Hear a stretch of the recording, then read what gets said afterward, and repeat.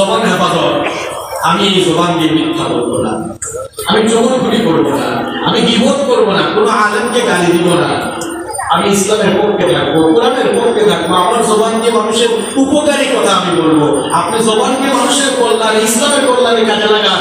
আপনি আপনার যৌনাঙ্গের হেফাজত করেন, চরিত্রের হেফাজত যদি করতে পারেন, বুখারী শরীফের বর্ণনায় আল্লাহর নবী আবার আপনার ব্যাপারে সুসংবাদ দিয়ে বললেন, মান যামিনা লি মা বাইনা নাহইহি ওয়া রিজলাইহি যামিনতু লাহু আলাল্লাহিল জান্নাহ। আল্লাহর নবী বলেছেন, যেই লোক তার দুটি জিনিসের জিম্মাদারি গ্রহণ করবে, একটি হলো তার দু চোয়ালের মধ্যবর্তী জায়গা অর্থাৎ তার মুখ, আর দুই নাম্বার হলো দুগুলোর মধ্যবর্তী জায়গা অর্থাৎ তার লজ্জাস্থান। এইটুকু জিনিস অর্থাৎ মুখ আর লজ্জাস্থানের হেফাজত যারা করবে, মুখ আর লজ্জাস্থানের জিম্মাদারি যারা গ্রহণ করবে, আমি আল্লাহর নবী কাল কিয়ামতের দিন ওই লোকটার জন্য জান্নাতের জিম্মাদারি গ্রহণ করব। আপনি আপনার মুখ, আপনার লজ্জাস্থান, আপনি আপনার এই মুখটাকে হেফাজত করেন।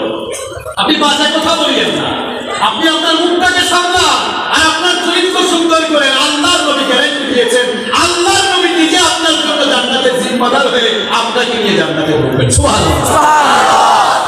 কয়টা জিনিস? দুইটা জিনিস। কয়টা জিনিস? দুইটা। এই মুখ দিয়ে তো আমরা একটা কথা বলি, আমি গুন্ডা, আমি মাস্তান, আরেকজন বলে আমি কোরআন পড়ি, আরেকজন বলে আমি সত্য কথা বলি, আরেকজন বলে আমি জবান দিয়ে মানুষের উপকার করি, আমার এলাকার জনগণের উপকার করি। দুইজন কি এক? একজন মুখকে বাজে কাজে লাগানো, আরেকজন মুখকে মানবতার কল্যাণে, মানুষের কল্যাণে, ইসলামের কল্যাণে কাজে লাগানো। যেই লোকটার জবান শক্তি মানুষের কল্যাণে, মানবতার কল্যাণে, ইসলামের কল্যাণে কাজে লাগাবে, ওই লোকটার জন্য আমার নবী কিয়ামতের দিন সুপারিশকারী হয়ে যাবে। সুবহানাল্লাহ। আল্লাহ যেন আমাদেরকে তাদের কাতারে শামিল করেন। আমিন। নমস্তে বলেন আমিন। আমিন। তাকওয়াটা কত গুরুত্বপূর্ণ দেখেছেন? এই তাকওয়া নামক কোয়ালিটি মানুষের চরিত্র সুন্দর করে দেয়, আর চরিত্র সুন্দর হয়ে গেলে এই সৎ চরিত্রবান লোকদের জন্য জান্নাত বানিয়ে রেখেছেন কে? আল্লাহ। আল্লাহর এই জমিনে তাকওয়াবান মানুষেরা কত মূল্যবান শুনেন। যখন একজন মুত্তাকি মানুষ আল্লাহর জমিন থেকে বিদায় নেয়, তার মৃত্যুতে আল্লাহর আকাশ আর জমিন একদিন আর 2 দিন নয়, 40 দিন পর্যন্ত আকাশ আর জমিন কান্না করতে থাকে। কিন্তু এই দুনিয়া থেকে একজন আর 2 জন নয়, লক্ষ লক্ষ কোটি কোটি কাফের মুশরিক যদি বিদায় হয়ে যায়, তাদের মৃত্যুতে আকাশ জমিনের কেউ আফসোস করে না, কিংবা কিন্তু মাত্র কেউ ক্রন্দন করে না। রব্বুল আলামিন কোরআনে কারীমের 44 নম্বর সূরা সূরাতুদ দুখানের 29 নম্বর আয়াতে খুব সুন্দর করে বললেন, ফাবাকাত আলাইহিমুস সামাউ ওয়াল আরদু ওয়া মা কানু মুনজারিন। আল্লাহ তাআলা বললেন, এরা যখন দুনিয়া থেকে বিদায় নেয়, এদের জন্য কেউ আফসোস করে না, কেউ তাদের জন্য ক্রন্দন করে না, কেউ তাদের জন্য হাই হুতাশ করে না। আবার তাদের প্রথম দুনিয়া থেকে তাদের বিদায় খুব নির্লজ্জতার সাথে হয়। মুফাসসিরিন কেরাম এই আয়াতের তাফসীর করতে গিয়ে খুব সুন্দর করে লিখেছে, এদের মৃত্যু হলো বিচ্যুতির সাথে হয়। এদের সীমালঙ্ঘনার বিদ্রোহের কারণে কাউকে কাউকে আল্লাহ এমন গজব দিয়েছেন, ফেরাউনের মতো শয়তানকে আল্লাহ লোহিত সাগরের পানিতে চুবিয়ে মেরেছেন, আবার নমরুদের মতো শয়তানকে আল্লাহ তাআলা মশার লেমড়া মশা তার ভেতরে ঢুকাই দিয়া সুতার বাড়ি খাওয়ায় খাওয়ায় দুনিয়া থেকে বিদায় করেছেন কে? এই যে এই লোকেরা দুনিয়া থেকে বিদায়, এদের জন্য কি কেউ আফসোস করে নাকি? আফসোস করবে দূরের কথা, আপনারা বলেন তো ফেরাউনের নামে কোন মানুষ তার নাম রাখে না? রাখে না। কেন? এই মানুষগুলোর নাম শুনলেই মানুষ ঘৃণা লালন করে। এই কথাই আমরা এই আয়াতে বলছেন যে এদের জন্য কেউ আফসোস করে না। কান্না করা তো দূরের কথা, এই মানুষগুলোর জন্য কেউ আফসোস করে না। কিন্তু দেখেন মুসা নবীর নাম এখনো মানুষ রাখে, আছে না নাই? আছে। মুসা নবীর ছেলে আছে, আছে। ইব্রাহিম নবীর ছেলে আছে, আছে। এই নামগুলো মানুষ এখনো রাখে। এই নামের লোকগুলোর প্রতি মানুষের রেসপেক্ট এখনো কম না বেশি? বেশি। কারণ যারা আল্লাহর পথে চলে, আল্লাহর পথে যারা জীবন যাপন করে দুনিয়া থেকে বিদায় হয়ে যাওয়ার পরও তাদের প্রতি মানুষের সম্মান বাড়ে নাকি কমে? বাড়ে। তাকওয়াবান লোকেরা এতই মূল্যবান, আল্লাহর এই জমিনে মুত্তাকি মানুষেরা এত মূল্যবান, মুত্তাকি মুত্তাকি মানুষরা যখন দুনিয়া থেকে বিদায় নেয় তাদের মৃত্যুতে আল্লাহর রহমতের ফেরেশতারা পর্যন্ত কান্না করতে থাকে। নিজেকে তাকওয়াবান বানালে কি হবে? ওই যে আমরা একটা বাংলা প্রবাদ বলি, এমন জীবন তুমি পরিবর্তন মরিলে হাসিবে তুমি কাঁদিবে। এই প্রবাদটা জানা আছে না আপনাদের? আপনি এমন জীবন গঠন করে যান মানুষ যেন আপনার মৃত্যুর করে কান্না করে, আর আপনি যেন হাসতে হাসতে জান্নাতে চলে যান। এমন লামতের জীবন আপনি গঠন করিয়েন না। আপনি মারা যাওয়ার পরে মানুষ মৃত্যু সংবাদ শুনে, এখন তো ফেসবুকে সব ভাইরাল হয়, তাই না? দেখা যায় আমরা জানি মানুষ মারা গেলে মানুষ করে ইন্না লিল্লাহি ওয়া ইন্না ইলাইহি রাজিউন। এখন আপনি যদি সুন্দর জীবন গঠন করে না যান, মানুষ ইন্না লিল্লাহি ওয়া ইন্না ইলাইহি রাজিউন আলহামদুলিল্লাহ ভালোই ঠিক। এরকম হয় কিনা মাঝে মাঝে? হয়। আল্লাহ যেন আমাদেরকে এইরকম লোকদের কাতারে সামিল না করেন। আল্লাহ যেন আমাদেরকে ঈমানদার আর মুত্তাকি বানিয়ে দেন। বলেন আমিন। মুত্তাকি রেখে যদি আপনি দুনিয়া থেকে যেতে পারি, দুনিয়ার মানুষরা আমাদের জন্য আফসোস করবে, কান্না করবে, দোয়া করবে। আর আমরা যদি মুত্তাকি মানুষ হয়ে সচ্চরিত্রবান মানুষ না হয়ে দুনিয়া থেকে বিদায় নিতে না পারি, যার আমার কথা মনে করবে, যেই আমার কথা মনে করবে সেই আমাকে গালি দিবে। ঠিক না? আপনি ভালো কাজ করলে মানুষ আপনার জন্য দোয়া করবে, মানুষ আপনাকে ভালো করবে। আর খারাপ কাজ করলে মানুষ আপনাকে গালি দিবে। এরকম গালি খাইবেন, দেখা যায় মানুষ 2 লক্ষ বছর বাস্তবে এত গালি খাবে না, আপনি 2-3 দিনে কত গালি খাবেন। ঠিক না? আল্লাহ তাআলা আমাদেরকে নেককারদের কাতারে শামিল করে দাও। আল্লাহ বলে না তাকওয়া এটি এমন একটি কোয়ালিটি, এটি মুমিনের জন্য এত গুরুত্বপূর্ণ একটি গুণ। এই গুণটি যদি আমার আপনার ভেতরে না থাকে, আমাদের নামাজ, রোজা, কুরবানি, হজ, যাকাত, এক কথায় পুরো আমল আল্লাহর কাছে কবুল হবে না যদি ওই আমলগুলোর পেছনে তাকওয়া না থাকে। চিন্তা করেছেন? আপনার নামাজ যদি নামাজে কি না থাকে, এক কথায় মুমিনের সকল নেক আমল আল্লাহর কাছে কবুল হওয়ার জন্য তাকওয়া থাকা হচ্ছে পূর্ব শর্ত। তাকওয়া যদি কোনো আমলের সাথে না থাকে, ওই আমল আল্লাহর কাছে অ্যাকসেপ্ট হয় না। আপনি সালাতে দাঁড়ালেন, সেখানে যদি আল্লাহর ভয় না থাকে, আল্লাহ তাআলা কোরআনে বলেছেন ওয়া কুমু লিল্লাহি কানিতিন, বিনয়ী হয়ে আল্লাহর সামনে দাঁড়াও। আপনি বিনয়ের পরিবর্তে আবার অন্য আয়াতে সূরাতুল মুমিনুন আল্লাহ তাআলা বলেছেন ফাদ আফলাহাল মুমিনুন আল্লাযীনা হুম ফি সালাতিহিম খাশিউন, successful indeed are the believers, those who humble themselves in their prayer। সফল কাম হয়েছে তারা নামাজে বিনয়াবত, নামাজে খুশুয়ের সাথে নামাজ আদায় করেছে তারা। এখন আপনি নামাজে দাঁড়ালেন, আপনার নামাজে আল্লাহর ভয় নাই, খুশু নাই, একনিষ্ঠতা নেই, একাগ্রতা নেই। এরকম একাগ্রতাবিহীন, খুশুবিহীন, একনিষ্ঠতাবিহীন সালাতের কোনো দাম আল্লাহর কাছে নাই। কি ভিডিও ভাই, আপনি মনে রাখবেন, fairness salat has no value। খুশুবিহীন নামাজের কোনো মূল্য আল্লাহর কাছে নাই। রাসূল কারীম সাল্লাল্লাহু আলাইহি ওয়াসাল্লাম একবার দেখলেন এক লোক নামাজ আদায় করছে, নামাজে দাঁড়িয়ে তার দাড়ি নিয়ে খেলাধুলা করছে। এরকম কিছু মানুষ, কিছু মুসলমান আমাদের সমাজে মাঝে মাঝে দেখা যায় কি জানি না। আল্লাহ নবী এই দৃশ্য থেকে বললেন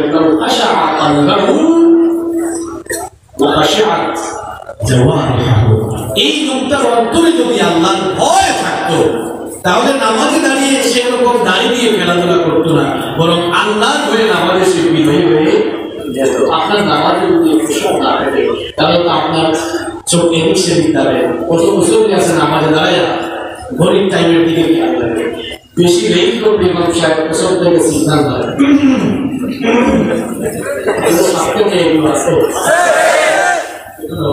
তোমার বেশি এই জন্য আমাদের নামাজে মনোযোগ থাকে না, কত দিকে মনোযোগ চলে যায়, কত দিকে মনোযোগ আমাদের চলে যায়। নামাজ থেকে বের হয়ে মুসল্লি বলতেছে 100 এই মসজিদে 103টা ফ্লেক্স আছে। আর কি বললি কেমনে? ওই ইমাম সাহেব যে লম্বা সূরা শুরু করেছে, সূরা নাবাহ, এত লম্বা সূরা, চিন্তা করলাম ইমাম সাহেবের কাম করুন, আর আমার কাম আমি করি, দেখি কয়টা ফ্যান আছে, সব দেখতে একটা করে বুঝছি। যেই নামাজের ফ্যান খোলা থাকে, যেই নামাজের ভেতর যদি ফ্যান খোলা শুরু করে দেয়, সেই নামাজে কি আর খুশু থাকতো? খুশু হচ্ছে আল্লাহর হয়ে বিনয়ারত হয়ে নামাজের দিকে মনোনিবেশ করা, খুশুবিহীন সালাতের মধ্যে কোনো প্রকার অমনোযোগিতা থাকবে না, বরং যারা খুশুবের সাথে সালাত আদায় করবে এরা বিজয়ী হয়ে নামাজে দাঁড়িয়ে যাবে, তাদের দৃষ্টি নামাজের দিকে থাকবে, তাদের ফুল কনসেন্ট্রেশন নামাজের দিকে থাকবে। যদি আপনার ফুল কনসেন্ট্রেশন নামাজের দিকে না থাকে, এই নামাজের কোনো দাম আল্লাহর কাছে নাই। বোঝা গেল নামাজও কবুল হবে না যদি নামাজের মধ্যে খুশু না থাকে। খুশু মানে ভয়, খুশু মানে ভয়, ভীত হওয়া, বিনয়বদ্ধ হওয়া, কারো সামনে ঝুঁকে পড়া। এই খুশু না থাকলে নামাজ কবুল হবে।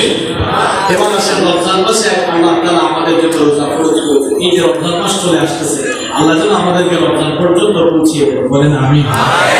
আচ্ছা, আমার সাতকানিয়ার ভাইয়েরা বলেন তো, আল্লাহ তাআলা রমজানের একটি মাস দিয়েছেন, এই একটি মাস আপনারা না খেয়ে থাকবেন, আর খাবার দাবার কিছু আল্লাহ নাই হবে, ওইগুলো আল্লাহ অন্য এলাকায় দেবেন।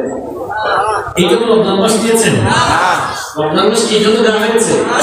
আচ্ছা, তাহলে কি কারণে রমজানের একটি মাস রোজা রাখার জন্য দেওয়া হলো? কেন আমাদের জন্য রোজার বিধান আল্লাহ দিলেন? সেই কথাও ক্লিয়ার করে আমাদেরকে জানিয়েছেন কি রব্বুল আলামিন কোরআনে কারীমের 2 নম্বর সূরা সূরাতুল বাকারা এর 183 নম্বর আয়াতে খুব সুন্দর করে বললেন, ইয়া আইয়ুহাল্লাযীনা আমানু কুতিবা আলাইকুমুস সিয়ামু কামা কুতিবা আলাল্লাযীনা মিন ক্বাবলিকুম লাআল্লাকুম তাত্তাকুন। আল্লাহ তাআলা বললেন, হে বিশ্বাসীরা, হে ঈমানদারেরা, যারা ঈমান এনেছো, তোমাদের উপরে রোজাকে ফরজ করা হয়েছে যেমনিভাবে তোমাদের পূর্ববর্তীদের উপরে রোজাকে ফরজ করা হয়েছিল। আল্লাহ তাআলা একটি মাস রোজার বিধান এই জন্য দেওয়া হয়েছে যেন একটি মাস রোজা রেখে তোমরা তাকওয়ার ট্রেনিং অর্জন করে তাকওয়া ভিত্তিক জীবন যেন তোমরা পরিচালনা করতে পারো। লাআল্লাকুম তাত্তাকুন, তাকওয়া অর্জন করার জন্য, তাকওয়ার ট্রেনিং গ্রহণের জন্য এই রমজানের মাস দেওয়া হয়েছে। কিন্তু আমরা দেখা যায় সাহরির সময় ঘুম থেকে উঠে সাহারি খাই, আর এরপরে সারাদিন শুধু না খেয়ে থাকি, এরপরে আমাদের ইচ্ছা মতো আমরা চলাফেরা করি, মাগরিবের আযান বলে আমরা আবার ইফতার করে ফেলি। এটার নাম মাত্র রোজা। তাহলে রোজা কি? রোজাটা কি? What is Siam? What is fasting? Fasting কি? রোজা হচ্ছে আল্লাহর হয়ে আপনি যেমন সুবহে সাদিক থেকে নিয়ে ইফতার রাত পর্যন্ত আপনার হালাল রিজিকের কাছে আপনি জানবেন, আপনি হালাল খাবারগুলো খান না কার হয়ে? আল্লাহ। কার হয়ে? আল্লাহ। কাকে খুশির জন্য? আল্লাহ। এই যে আপনি খাবার গ্রহণ করেন না, পানীয় গ্রহণ করেন না, হালাল রিজিকের কাছে জানবেন, ঠিক তেমনি ভাবে আপনি একটি মাস রোজা রাখার সময় আপনি আল্লাহকে ভয় করে ভিক্ষা করবেন না, চুরি করবেন না, ডাকাতি করবেন না, কোনো অন্যায় কাজের সাথে সম্পৃক্ত হবেন না। এইরকম আল্লাহকে ভয় করে যখন খাবার দাবার, পানীয় আর হালাল রিজিক থেকে দূরে থাকেন, সকল অন্যায় অপকর্ম থেকে আপনি আপনাকে হেফাজত করবেন, এর নাম রোজা। আল্লাহর নবী বলেছেন, লাইসাল আকলু ওয়াশ-শারবু, লাইসা সিয়ামু মিনাল আকলি ওয়াশ-শুরব, শুধুমাত্র খাওয়া দাওয়া আর পানীয় থেকে বিরত থাকার নাম রোজা নয়। তাহলে প্রশ্ন হলো, রোজা কি? সিয়ামু মিনাল লাগwi ওয়াল-রাফাথ, রোজা হলো সকল অন্যায় থেকে, সকল অপকর্ম থেকে নিজেকে বাঁচিয়ে রাখা। অন্য হাদিসে আল্লাহর নবী বলেন, আল্লাহ ইয়াদা কাওলা যুর ওয়াল আমাল বিহি ফালাইসা লিল্লাহি হাজাতুন আইয়াদা তুআমাহু ওয়া শারাবাহু। যে লোক রোজা রাখার পরে অন্যায় ছাড়তে পারলো না, অপকর্ম ছাড়তে পারলো না, এরকম অন্যায়কারী অপকর্মকারী লোকের সারাদিন উপবাস থাকার কোনো দরকার আল্লাহর কাছে নেই। কত বড় কথা! তাহলে বুঝা গেল শুধুমাত্র খাওয়া দাওয়া বাদ দিয়ে উপবাস থাকলেই সারাদিন রোজা রাখা হয় না। রোজার মূল দাবি হলো আল্লাহকে ভয় করে সকল অন্যায় অপকর্ম থেকে বেঁচে থাকা। কয় মাস রোজা রাখতে হবে? 1 মাস। এই 1 মাস ট্রেনিং গ্রহণ করলেন, 1 মাস আপনি কোনো অন্যায় করলেন না, অপকর্ম করলেন না, এরপরে ঈদের দিন থেকে আবার সব শুরু হয়ে যাবে, তাই না? না, এই 1 মাস ট্রেনিং নিলেন, বাকি 11 মাস এই তাকওয়ার নীতির ভিত্তিতে আপনি আপনার সারা বছর পরিচালিত করবেন। এই জন্য ট্রেনিং গ্রহণের একটি মাস আল্লাহ তাআলা এই রমজান মাস বানালেন, যেন এই রমজান মাসে আমরা তাকওয়ার ট্রেনিং নিয়ে গোটা বছর আমরা তাকওয়া ভিত্তিক জীবন পরিচালনা করতে পারি। তাহলে বুঝা গেল যে আমাদের রোজাও কবুল হবে না যদি রোজার পেছনে তাকওয়া না। এই পয়েন্টটা কি ছিল মনে আছে আপনাদের? আমি বলেছিলাম যে আপনি কেন তাকওয়া অর্জন করবো, আমি তাকওয়ার গুরুত্বের ব্যাপারে এখন আমি আপনাদের সামনে কথা বলছি। তাকওয়া এই জন্যই আমাদেরকে অর্জন করতে হবে, কারণ তাকওয়াবিহীন কোনো ইবাদত আল্লাহর কাছে কবুল হয় না। হোক না সেটা নামাজ, হোক না সেটা রোজা, এমনকি হোক না সেটা কুরবানি। আমরা কুরবানির ঈদ আসলে কুরবানি করি না? আমরা অনেকে যাদের টাকা পয়সা আছে টাকা সুন্দর করে দেখে এরপর আমরা কুরবানি করি। এই যে আমরা কুরবানি করি, কুরবানির পশু মাংস, শিং, গরু কিংবা লোক কিছুকে আল্লাহ নেন। আল্লাহকে সামনে দিয়ে ভাই বোনকে বাচ্চা দেবে। তোমরা যখন কুরবানি করবো আল্লাহ মার থাকবে, ভাবকে আমরা চান না। তাহলে কি কারণে আল্লাহ তাআলা আমাদেরকে কুরবানি করতে বললেন? এর সমাধান কোরআনে আছে না? আছে। আল্লাহ তাআলা বললেন লা ইয়ানালাল্লাহু লুহুমুহা ওয়ালা দিমাউহা ওয়ালাকিন ইয়ানালুহু তাকওয়া মিনকুম। তোমরা যে কুরবানি করো, কুরবানির পশুর রক্ত মাংস কোনটাই আল্লাহর কাছে পৌঁছায় না, বরং তোমরা অন্তরে যে তাকওয়া লালন করে কুরবানি করো, তোমাদের সেই তাকওয়া আল্লাহর কাছে পৌঁছে যায়। আপনার অন্তরের তাকওয়াটা আল্লাহ তাআলা যাচাই করেন।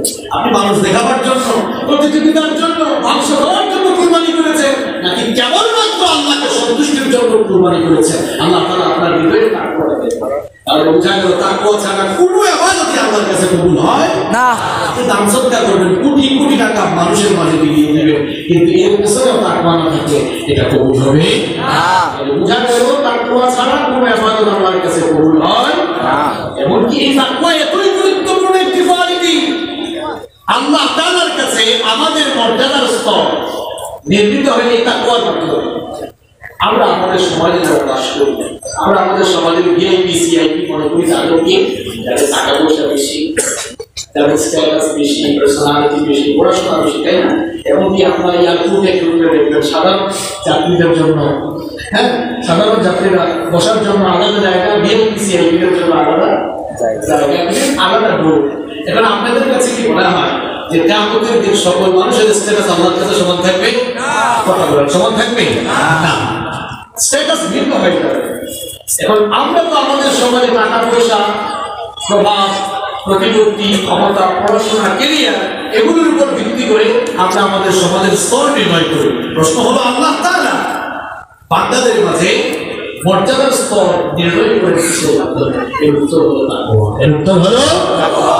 রব্বুল আলামিন কোরআনে কারীমের 49 নম্বর সূরা সূরাতুল হুজুরাতের 13 নম্বর আয়াতে সুন্দর করে বলেন, ইয়া আইয়ুহান নাসু ইন্না খালাকনাকুম মিন যাকারিন ওয়া উনসা ওয়া জাআলনাকুম শুউবান ওয়া ক্বাবাইলা লিতাআরাফু ইন্না আকরামাকুম ইনদাল্লাহি আতকাকুম ইন্নাল্লাহা আলীমুন খাবীর। আল্লাহ তাআলা বললেন, হে মানুষেরা, আমি তোমাদেরকে একজন পুরুষ আর একজন নারী থেকে সৃষ্টি করেছি। এক পুরুষ আর এক নারীর সংসার থেকে জগৎ সংসার হয়েছে। এরপরে তোমরা বিভিন্ন গোত্রে, বিভিন্ন জাতিতে, বিভিন্ন বংশে, বিভিন্ন ফ্যামিলিতে ভাগ হয়ে গিয়েছো। তোমরা মনে করেছো তোমাদের মধ্যে কেউ কালো, কেউ সাদা, কেউ লম্বা, কেউ কালো, কারো স্ট্যাটাস বেশি, কারো স্ট্যাটাস কম। এগুলো দিয়ে আমার কাছে মর্যাদা নির্ণয় হয় না। তোমাদের মধ্যে যার তাকওয়ার লেভেল যত বেশি, আমার কাছে তার দাম তত বেশি।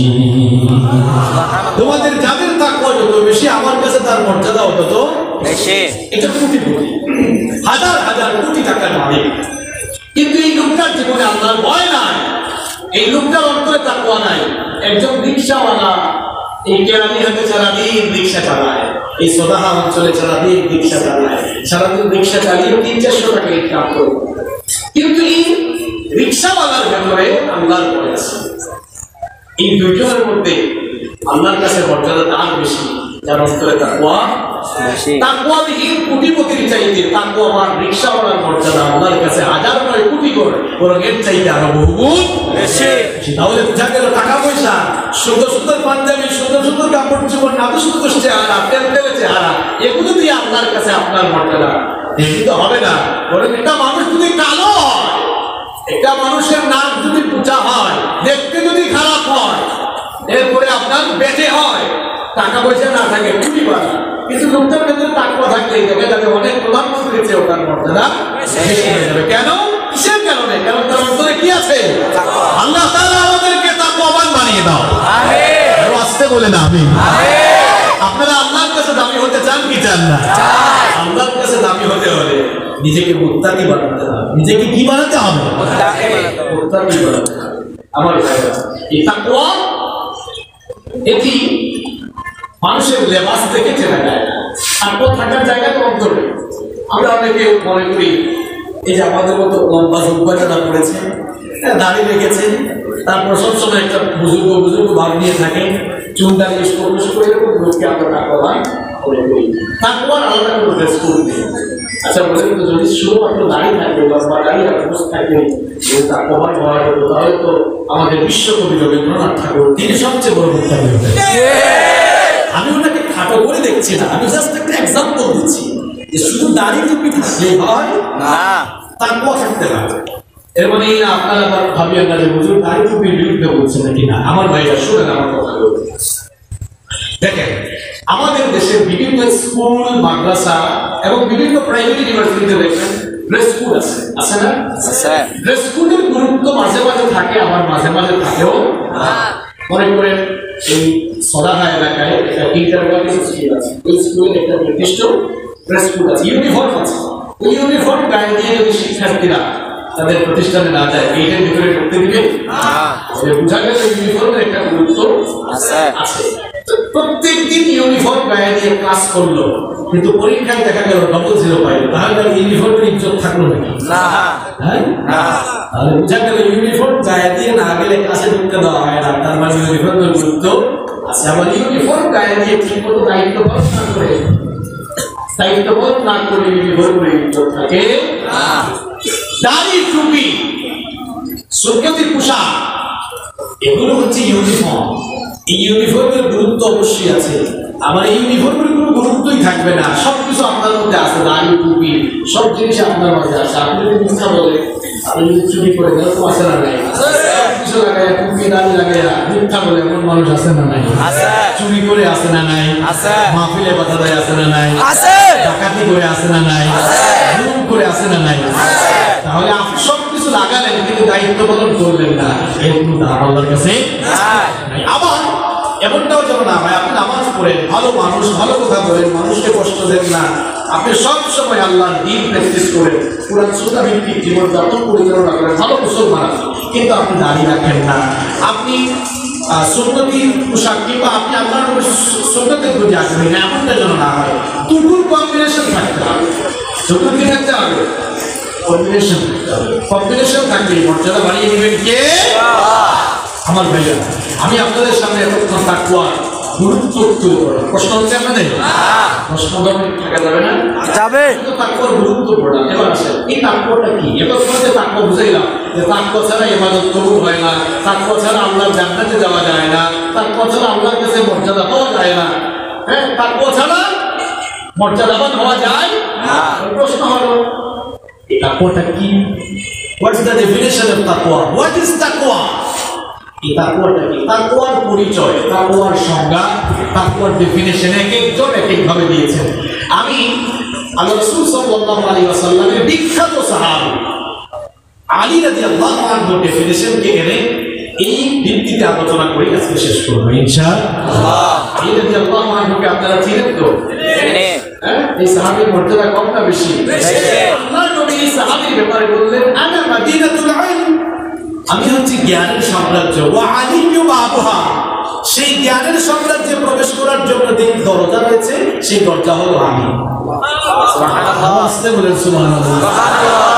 কত বড় কথা, আনা মাদিনাতুল ইলম, আমি জ্ঞানের সাম্রাজ্য, আর আমার জ্ঞানের সাম্রাজ্যে ঢুকতে হলে আমি হচ্ছে প্রথম দরজা। সুবহানাল্লাহ। তিনি তাকওয়ার পরিচয় দিচ্ছেন। তিনি বলছেন চারটি জিনিসের নাম তাকওয়া। বুঝে থাকলে সবাই একটু জবাব দেন তো, কয়টি জিনিসের নাম তাকওয়া? চারটি জিনিসের নাম হলো তাকওয়া। তাকওয়া এক নম্বরে তিনি বললেন আত-তাকওয়া হিয়া আল খাউফু মিনাল জালিল।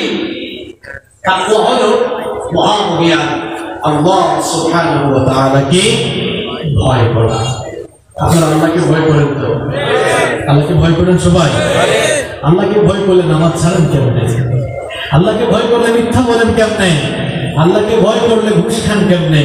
দুর্নীতি করেন কেমনে? আল্লাহকে ভয় করলে মাহফিলে বাধা দেন কেমনে? কেমন ভয় করেন? প্রশ্ন হলো, আল্লাহকে আমরা ভয় করি, মুখ দিয়ে করি, এর বাস্তবতা কেমন হওয়া দরকার? আল্লাহর নবী বলেছেন এভাবে ভয় করো আল্লাহকে, এভাবে আল্লাহকে ভয় করো, ফিসসিররি ওয়াল আলানিয়া। আল্লাহ তাআলাকে প্রকাশ্যে ভয় করো, সবার সামনে যেমন বলবো আমি আল্লাহকে ভয় করি, এর নমুনা গোপনে গোপনে আল্লাহকে ভয় করি দেখাবা। গোপনে গোপনে হলো কোনো পাপের কাছে তুমি যাবা না। আপনি এজন্যই আল্লাহ তাআলাকে ভয় করবেন, কারণ ইন্নাল্লাহা কানা সামিআন বাসীরা, তিনি সব দেখেন, তিনি সব শুনেন। আপনাদের সন্দেহ আছে? আচ্ছা, আপনারাও তো দেখেন, আপনারাও তো শুনেন, আল্লাহ তাআলাও দেখেন, আল্লাহ তাআলাও হাসেন কেমনে মিলাই দিলাম। আল্লাহ দেখেন, আল্লাহও শুনেন, আপনারাও দেখেন, আপনারাও শুনেন। এখন আল্লাহর দেখাশোনা আপনাদের দেখাশোনা কি এক নাকি? আপনারা দেখেন, আপনারা শুনেন, এর একটা লিমিটেশন আছে, এর একটা নির্দিষ্ট সীমা আছে। ওই সীমার বাইরে আপনারা দেখতেও পারবেন না, শুনতেও পারবেন না। কিন্তু আল্লাহ তাআলার দর্শন শক্তি আর শ্রবণ শক্তির কোনো লিমিটেশন নাই। তিনি সব দেখেন, সব তিনি। আটলান্টিক মহাসাগরের অতল তলদেশ থেকে যদি ছোট্ট কোনো প্রাণী খোদার যন্ত্রণায় চিৎকার মারে, তার সেই চিৎকার আমরা শুনবো না, ভূমণ্ডলের কেউ শুনবে না। কিন্তু তার ফরিয়াদ কেউ না শুনলেও আরশের মালিক আল্লাহ তার ফরিয়াদ শুনতে পান। আল্লাহর সম্মানকে আমরা অনুরোধ করছি, আপনাদের জবাবদের উপরে আমরা শুরু করছি। আমাকে সুযোগ দিবেন, এখানে মসজিদও আসে, একসাথে সুতরাং কোথার কোনো দরকার নাই। এখানে জামাত ধরতে গেলে অনেক ভাইরা দাঁড়িয়ে আছেন, আপনারা জিকির করেন আর একটু সামনে এগিয়ে আমাদের পেছনে দাঁড়িয়ে থাকা ভাইদেরকে বসার সুযোগ একটু এগিয়ে আসেন। লা ইলাহা ইল্লাল্লাহ, লা ইলাহা ইল্লাল্লাহ, লা ইলাহা ইল্লাল্লাহ, লা ইলাহা ইল্লাল্লাহ, লা ইলাহা ইল্লাল্লাহ, লা ইলাহা ইল্লাল্লাহ, মুহাম্মাদুর রাসূলুল্লাহ সাল্লাল্লাহু আলাইহি ওয়াসাল্লাম। আমার ভাইরা, আমি বলছিলাম যে আলী রাদিয়াল্লাহু আনহু তাকওয়ার কয়টি অর্থ দিয়েছেন? মাশাআল্লাহ, মনে আছে আপনাদের? এক নাম্বার হলো আল খাউফু মিনাল জালিল, আল্লাহ তাআলাকে ভয় করা।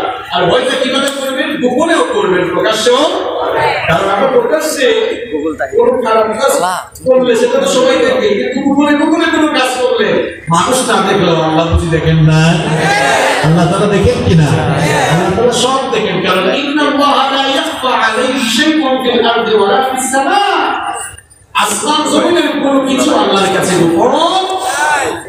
ওয়া ইনদাহু মাফাতিহুল গায়বি লা ইয়ালামুহা ইল্লা হু ওয়া ইয়ালামু মা ফিল বাররি ওয়াল বাহরি ওয়া মা তাসকুতু মিন ওয়ারাকাতিন ইল্লা ইয়ালামুহা। আল্লাহ তাআলা বলছেন, অদৃশ্যের চাবিকাঠি তার হাতের মুঠায়, অদৃশ্যে যা কিছু হয় সব জানেন কে?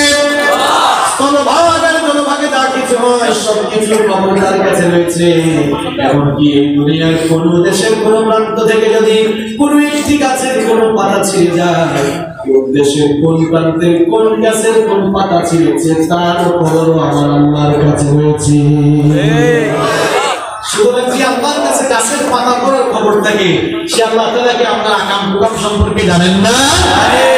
আমার ভাইয়েরা, তাকওয়া কাকে বলে দেখেন? আল্লাহর ভয় কাকে বলে দেখেন?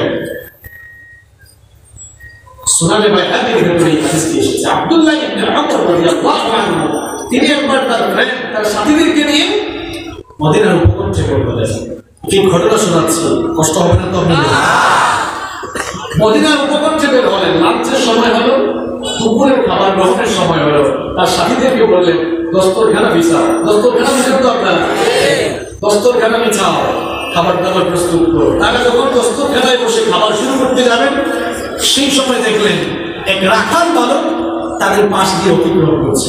আব্দুল্লাহ ইবনে ওমর রাদিয়াল্লাহু আনহু ওই রাখালকে ডেকে বললেন, এ রাখাল ভাই এদিকে আসো, দুপুরের খাবারের সময় দেখো আমরা সুন্দর করে দস্তরখানা বিছিয়ে দিয়েছি, আসো তুমি আমাদের সাথে আজকে খাও, তুমি আমাদের মেহমান হয়ে যাও।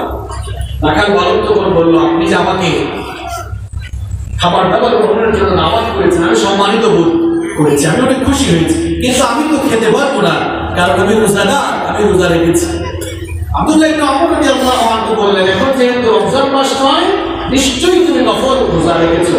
আজকে খুব গরম আবহাওয়া, প্রচন্ড তাপমাত্রা আছে, খুব শুষ্ক আবহাওয়া, আর আমাদের সাথে খুব ভালো ভালো আইটেমের খাওয়া আছে, এই সুযোগ হয়তো সবসময় পাবে না, নফল রোজা ভাঙলে অসুবিধা হবে না, আসো বসো আমাদের সাথে খাওয়া দাওয়া করো। ওই রাখাল তখন জবাব দিল, পথিক শোনো, আমি তোমার কথা মতো নফল রোজা হলেও ভাঙবো না, কারণ আমি তো সেই ১৬ দিনের জন্য আমল করে যাচ্ছি, যেদিন আমল ছাড়া মানুষের কোনো কিছু কাজে লাগবে না। আব্দুল্লাহ ইবনে ওমর রাদিয়াল্লাহু আনহু অবাক হয়ে গেলেন।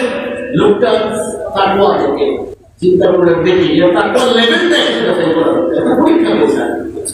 তিনি বললেন, আচ্ছা তোমার সাথে এই ছাগলের পাল, এই ছাগল পালের মালিক কি তুমি? সে বলল, না, আমি আমার মালিকের ছাগলের পাল চড়াই। তো তিনি একটু পরীক্ষা করে শুরু করলেন, ঠিক আছে তোমার এখানে যে ছাগলের পাল আছে, একটা ছাগল আমার কাছে বিক্রি করে দাও, আমি তোমাকে নগদ টাকা দিব, এটা জবাই করে কিছু মাংস তোমাকে আমি হাদিয়া দিব, গিফট করবো, যেন তুমি ইফতারিতে খেতে পারো। সে বলল, যেহেতু ছাগল পালের মালিক আমি নই, আমি কেন বিক্রি করবো বলেন, এটা তো অন্যায়।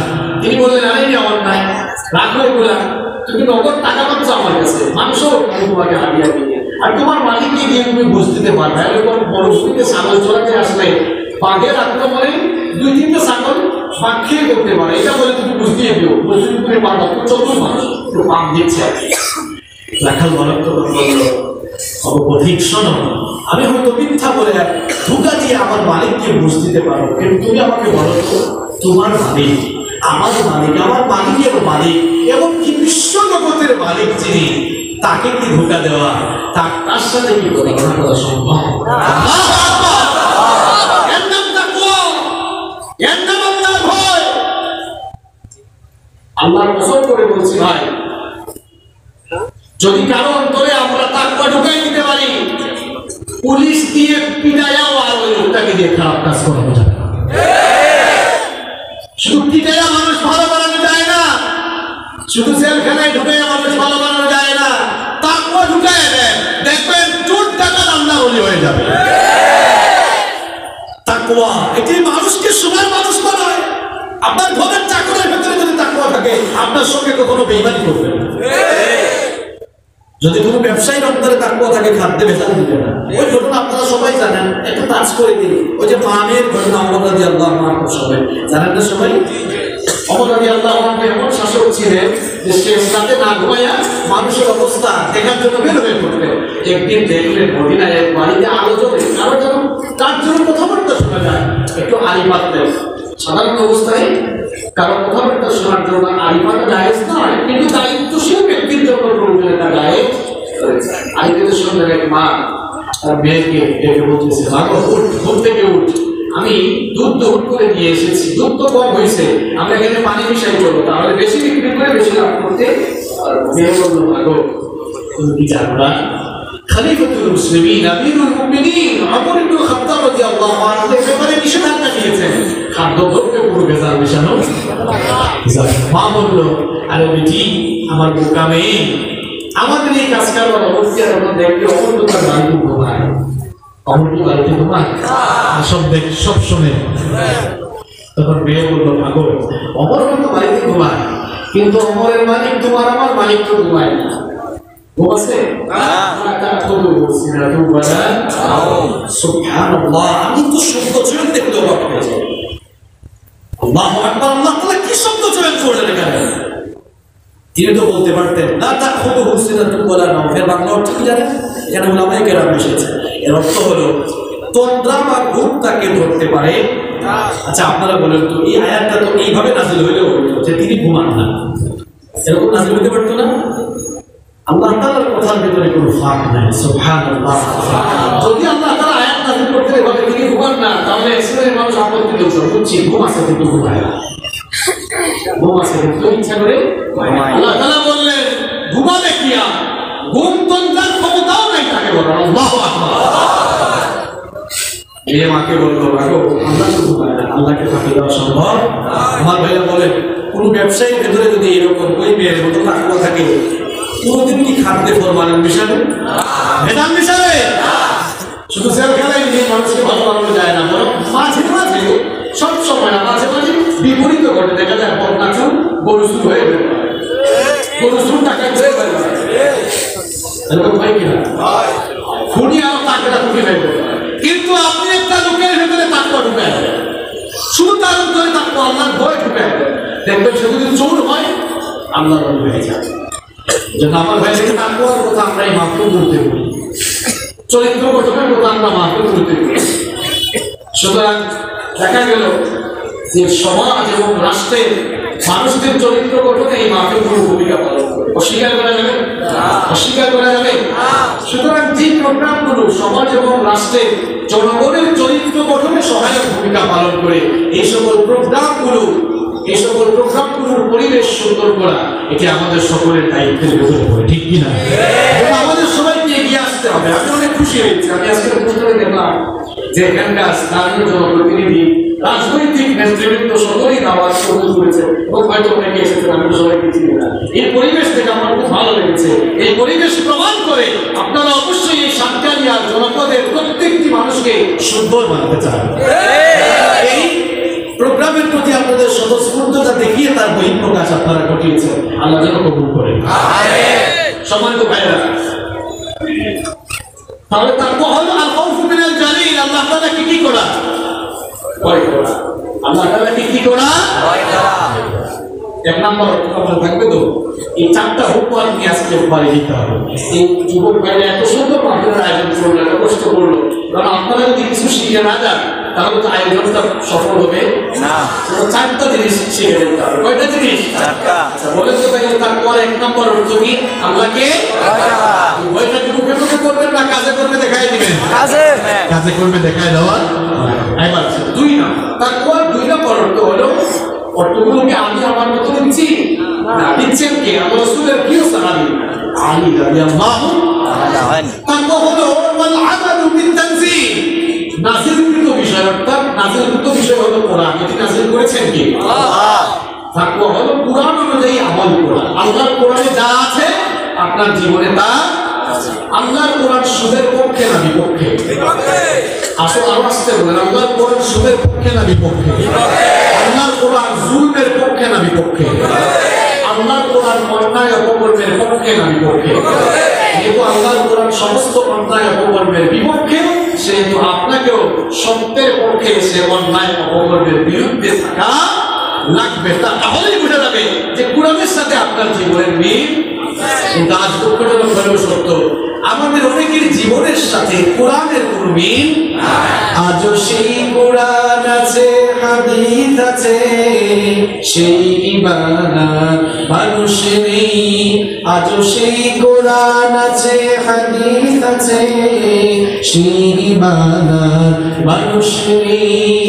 আজানের ধ্বনি আছে আগের মতোই, বেলালের সেই রূহ নেই। আজও সেই কোরআন আছে, হাদিস আছে, সেই ঈমান মানুষ নেই। কোরআন আমাদের কাছে আছে, কিন্তু আবু বকর, ওমর, ওসমান আলীর মতো লোক আর নাই। কেন জানেন? কারণ আমরা কোরআনকে চুমু দিয়ে পেছালে তারপর রেখে দিয়েছি। এটা চুমু দিয়ে পেঁচিয়ে ঘরের উপরে রাখার জন্য আসে নাই, এটা পড়ার জন্য এসেছে। আল্লাহ তাআলা এই কিতাবের প্রথম ওয়ার্ড নাযিল করেছেন ইকরা, এটি পড়ো। কেন পড়বেন? কারণ it's the source of knowledge and science. এটি জ্ঞান বিজ্ঞানের উৎস। আপনি যদি সত্যিকারের জ্ঞান আহরণ করে নিজের পাণ্ডিত্যকে পরিপূর্ণ করতে চান, তাহলে আল্লাহর কোরআন শেখার বিকল্প কোরআন অনুযায়ী নিজের জীবনকে গঠন করতে হবে। আল্লাহর কোরআন আগে জানতে হবে, বুঝতে হবে, নইলে কোরআন অনুযায়ী জীবন গঠন করা যাবে না। কোরআন অনুযায়ী নিজের জীবনকে সাজাতে হবে। আপনার কথাবার্তা, আপনার বিহেভিয়ার, আপনার ম্যানার যেন প্রমাণ করে আপনি সমাজের চতুর্দিকে কোরআনের সুযোগ দিতে পারছেন। কিন্তু আপনার কর্ম, আপনার কাজকর্ম যেন চতুর্দিকে দুর্গন্ধ না ছড়ায়। যাদের জীবনে কোরআন আছে তাদের জীবন থেকে চতুর্দিকে সুগন্ধ ছড়ায়। আর যাদের জীবনে কোরআন নাই, এদের থেকে সমাজের চতুর্দিকে কি ছড়ায়? কথা বলেন, কি ছড়ায়? এরা সমাজের জন্য বিস্ফোরা হয়ে যায়। এরা সমাজের যেখানে যায় সেখানেই বিশৃঙ্খলা ঘটায়, যেখানেই যায় সেখানেই অন্যায় অপকর্ম শুরু করে। যাদের জীবনে কোরআন আছে এরা যেখানেই যায় সেখানেই সুগন্ধি ছড়িয়ে দেয়, সুগন্ধি ছড়িয়ে দেয়। কারণ কোরআনটাই সুগন্ধি, কোরআনটাই সুগন্ধি। যিনি কোরআন নিয়ে এসেছেন যার চারিত্রিক সুভাষে গোটা পৃথিবী সুভাষিত হয়েছে। আল্লাহ তাআলা আমাদেরকে কোরআনময় জীবন গঠনের তৌফিক দান। আমিন। তাকওয়া হলো কোরআন অনুযায়ী আমল করা। 3 নম্বর হলো কানাআতু বিল কালিল, অল্প সন্তুষ্ট থাকা। অর্থাৎ এটাকে আমি বলি যে আপনার জীবনে কোনো স্যাটিসফ্যাকশন থাকে, শুকরগুজার বান্দা হও। আমরা অনেকে শুকরগুজার হই না। এটা বাইসাইকেল আছে, আরে আমার পাশের বাড়ির ভাই যে সুন্দর পালসার মোটরসাইকেল, কিন্তু আমার মতো পালসার হওয়ার পরে বলতো এখন যদি একটা 110 গাড়ি হইতো, 110 হওয়ার পরে বলে এখন যদি একটা এক্স করোলা হইতো বা জি করোলা, এক্স করোলা জি করোলা বের করে ভিডিও গাড়ি হইতো, ভিডিও দিয়ে ভালো শান্তি লাগে। এখন যদি ল্যান্ড ক্রুজার হইতো, ল্যান্ড ক্রুজার হলেও শান্তি নাই। এখন যদি BMW হইতো, এই যে তার চাহিদা কোনো শেষ হয় না। আল্লাহ নবীকে হাদিস আমার মনে পড়ে গেল। আল্লাহ নবী বলেছেন মানুষের খাসলত, মানুষের স্বভাব হলো এমন, তা বুখারীর হাদিস, তার সামনে যদি একটা সোনা ভরা মাঠ দিয়ে বলা হয় এগুলো সব তোর, সে বলবে আল্লাহ আরেকটা দাও, আরেকটা মাঠ দাও। আল্লাহ নবী বললেন সাড়ে 3 হাত মাটি যতক্ষণ না তাকে গিলবে ততদিন তার এই চাহিদা ঘোরাবে। আমার ভাইরা যা আছে তা নিয়ে সন্তুষ্ট থাকেন, আর সন্তুষ্ট থাকলে আপনি আর চাওয়া লাগবে না, বাড়িয়ে দিবেন কে? আমার কথা নয়, লাকিন শাকারতুম লাযিদান্নাকুম, বান্দারে তুমি যা দিয়েছি এতটুকু পেয়ে আমার শুকরিয়া জানা, লাযিদান্নাকুম, তুই চাওয়া লাগবে না, আমি আল্লাহ নিজেই করে বাড়াই দেব। সুবহানাল্লাহ, বাড়িয়ে বলে সুবহানাল্লাহ। আমি তোকে যা দিয়েছি এটা নিয়ে আমার শুকরিয়া কর, আমার বরত্ব ঘোষণা কর, আমার জিকির কর, আমার গুণগান কর, তোকে বাড়িয়ে দেওয়া তখন আমার দায়িত্ব হয়ে যাবে। সুবহানাল্লাহ।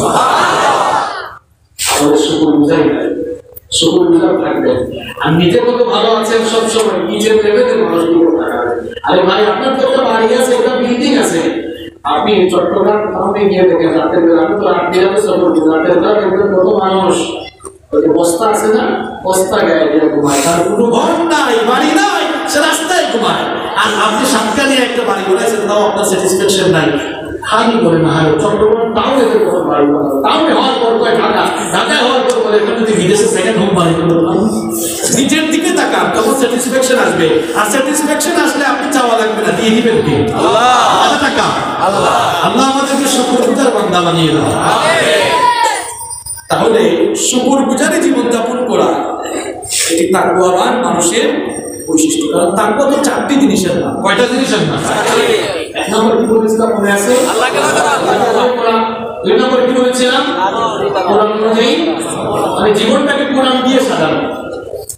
আপনার নিজের মতো করে জীবন সাজাতে পারেন, পড়ার পরে ফেরেশতাদের খালি কি পুতা করবে, দুনিয়াতে সুতারি দেখাইতে পারবে, দুনিয়াতে যা মন চায় তাই করতে পারবে, আল্লাহর বিরুদ্ধে রাসূলের বিরুদ্ধেও দাঁড়াতে পারবে। কিন্তু কোরআন পড়ে যে পেদানি শুরু হবে, এই পেদানি আর বন্ধ হবে না। পেদানি বুঝেন তো আপনারা? বুঝে কোন মায়ের শুরু হবে, যা কোরআন করে ফেলেন। আপনি যে এখানে থাকবেন না, এটি হচ্ছে পৃথিবীর সবচাইতে বস্তুনিষ্ঠ, অলঙ্ঘনীয়, অনিবার্য মহাসত্য। পৃথিবীতে থাকবেন না, পৃথিবীতে কেউ থাকে নাই, কারো স্বার্থ নাই পৃথিবীতে থাকা। সবাই চলে গিয়েছে, আপনিও যাবেন, সবাই চলে গিয়েছে। আপনি এখন দুনিয়ার লোভে, দুনিয়ার প্রেমে পড়ে আপনি আজ আল্লাহর দ্বীনের বিরোধিতা করছেন, আপনি যা মন চাই তাই করছেন। আমি আপনার এক্সাম্পল দিচ্ছি, সাতকানিয়া থেকে ঢাকাগামী একজন নির্ভুল যাত্রী ছিল। সাতকানিয়া থেকে ঢাকার বাস যায় না, থেকে আসা তো এক যাত্রী, আমি দুপুর করতে একটা এক্সাম্পল দিচ্ছি। সাতকানিয়ায় কেরানীহাটে গিয়ে কাউন্টারে গেল, বলল ভাই আমি রাতে ঢাকায় যাবো, কোনো গাড়ি আছে কিনা।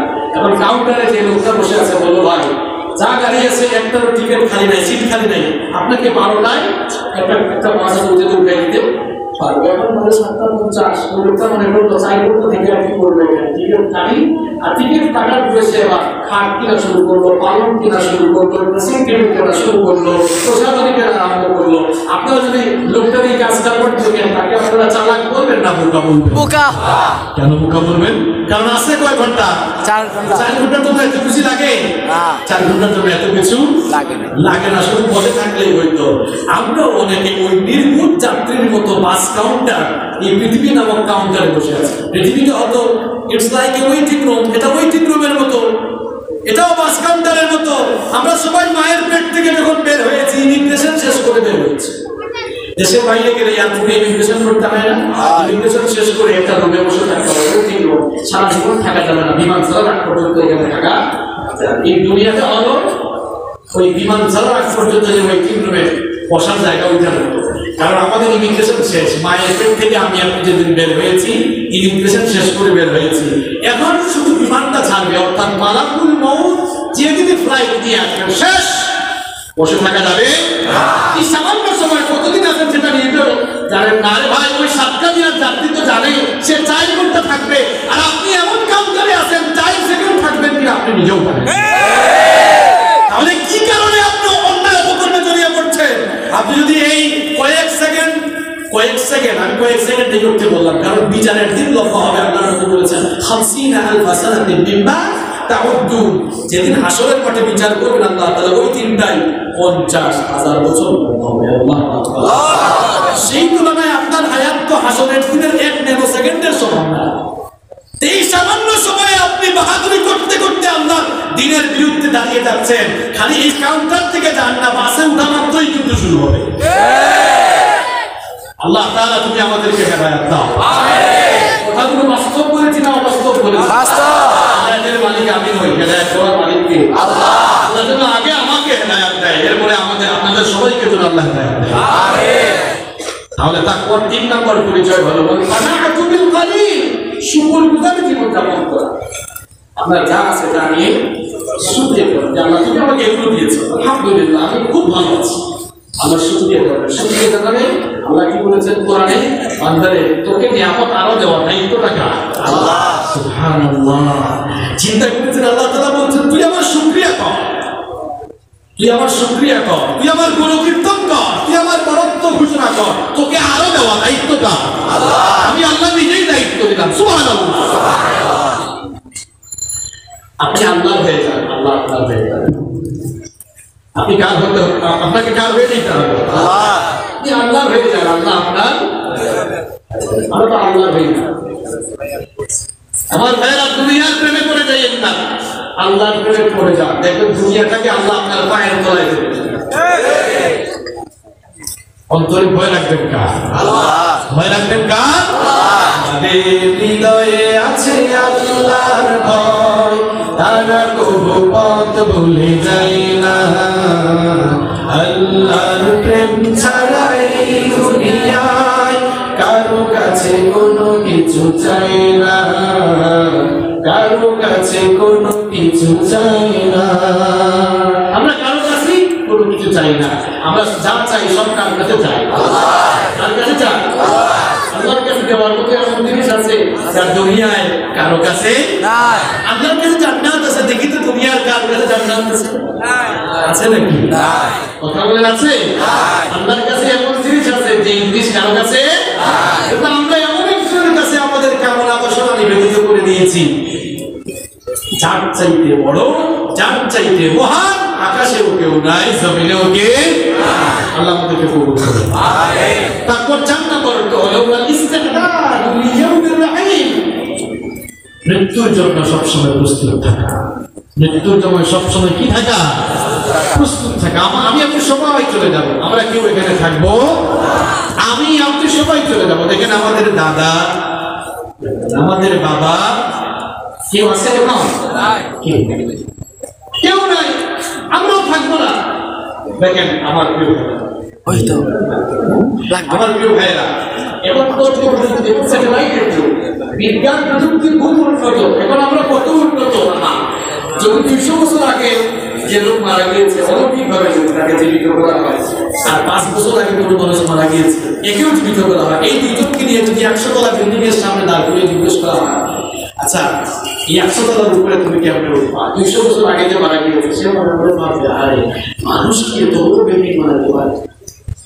সে যখন মারা গিয়েছিল তখন এগুলো তারই আত্মীয় গিরি দেখে তাকালে দেখে একজন যদি বলে এই একজন তাকাইলে তো হবে না রূপা কেমনে বলে মা আসা বসিয়া মই মানে তার আর 5 বছর আগে যে মারা গিয়েছে এর কথা শুনে বলে যে এখন এটা তো কি মাছ লাগে এটা নাকি দড়ি লাগে বই বানানো লাগে সিঁড়িও তো লাগে না তো লিফট আছে একটা সুইচ দিলে তো তাহলে বোঝা গেল যে কাজের বিবর্তনে আমরা এখন প্রযুক্তির কল্যাণে অনেক সমৃদ্ধ হয়ে গেছি আর সমৃদ্ধ হতে হতে এখন আমরা এমন জায়গায় চলে গিয়েছি আমরা হাতের উপরে সবকিছু দিয়ে গিয়েছি ঘরে বসে যদি আর খবর আপনার দিতে পারি কোনো অসুবিধা হয় আমার ভাইয়ের আমার একটা প্রশ্নের জবাব আপনারা দেন তো ঘরে বসে গোটা পৃথিবীর খবর যদি নেওয়া যায়ও আমাদের কার জন্য কাফনের কাপড় সে দোকানে রেডি আমরা কেউ জানি কেউ জানি কোন প্রযুক্তি দিয়ে সেটা জানা যাবে কেমন পর্যন্ত তারা সম্ভব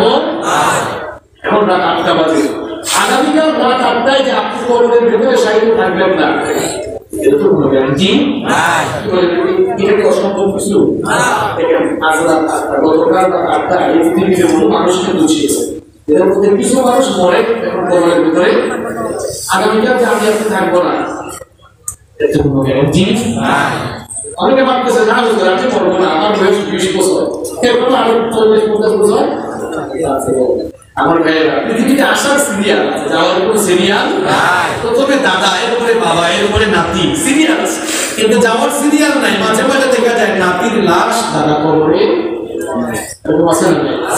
মসজিদের মাইকে প্রত্যেকদিন কত মানুষের মৃত্যুর খবর ঘোষণা হয় একটা সময় আসবে মানুষ আপনার মৃত্যুর খবর মাইকে ঘোষণা কত মানুষের জানা যায় আমরা যাচ্ছি একদিন মানুষ আপনার শরীরের কাপড় চোপড় তুলে সারা কাপড় দিয়ে পোড়াইয়া খাটিয়া দিয়ে বহন করে আপনাকেও মানুষ জানাজা দিয়ে কবরের ভেতরে কত জানাজার পড়েছি নামাজ দিয়েছি কত দাফন কত জানাজার পড়েছি নামাজ দিয়েছি কত দাফন কোথায় জানো আছে আমার তৈরি সাদা কাফন জানাজার পড়েছি নামাজ দিয়েছি কত দাফন কত জানাজার পড়েছি নামাজ দিয়েছি কত দাফন একটা সময় আসবে যখন আমাদের জানাজা আমাদের দাফনের সময় হয়ে তাকওয়া মানে হলো অন্তরে এই ভয় রাখা যে আমি এখানে থাকবো না আমি চলে যাব সুতরাং যেখানে থাকবো না এখানে এত বেশি করার দরকারও সব সময় যার সন্তুষ্টির মধ্যে চলতে হবে ঠিক কি তাকওয়া কয়টা জিনিসের নাম তাকওয়া কয়টা জিনিসের নাম এক নাম্বার আল্লাহকে দুই নাম্বার কোরআন অনুযায়ী আমল করা তিন নাম্বার যা আছে তা নিয়ে সন্তুষ্ট চার নাম্বার সব সময় মৃত্যুর জন্য প্রস্তুত আমল হয় এতক্ষণ আপনারা 5 মিনিট থাকা যাবে না যাবে সেই তাকওয়া দেখেন আজকে আমি 3টা পয়েন্টের উপর আলোচনা করছি প্রথম পয়েন্ট কি ছিল তাকওয়ার গুরুত্ব কেন আমরা এটা অর্জন করব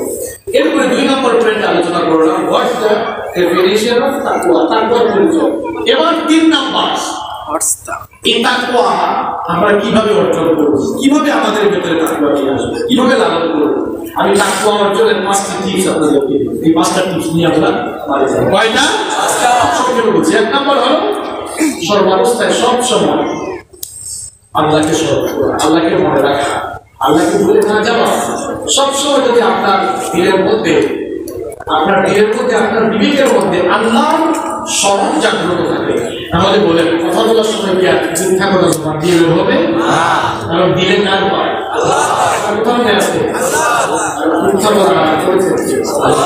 আপনার দিলে যদি আল্লাহ স্মরণ থাকে আল্লাহর কথা মনে থাকে তাহলে আপনি কখনো অন্যায় করতে পারবেন না অপকর্ম করতে পারবেন কারণ আল্লাহর কাছে তো কোনো জিনিস গোপন এরপরে নাম্বার 2 নম্বর হলো তাকওয়া অর্জনের 2 নম্বর পদ্ধতি হলো নিজের ভেতরে জবাবদিহিতার অনুভূতি লালন করা নিজের ভেতরে কি করা জবাবদিহিতার অনুভূতি লালন করা কারণ পৃথিবীতে আমরা যা কিছু করছি একজনের কাছে কিন্তু কে?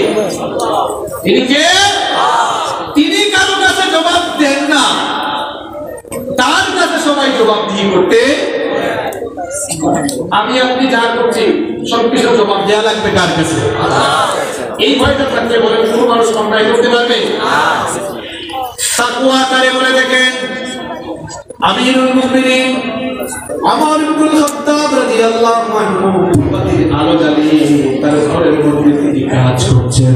এমন সময় তার কিছু আত্মীয়স্বজন দেখা করার জন্য আসলেন, এসে দরজার মধ্যে নক করলেন।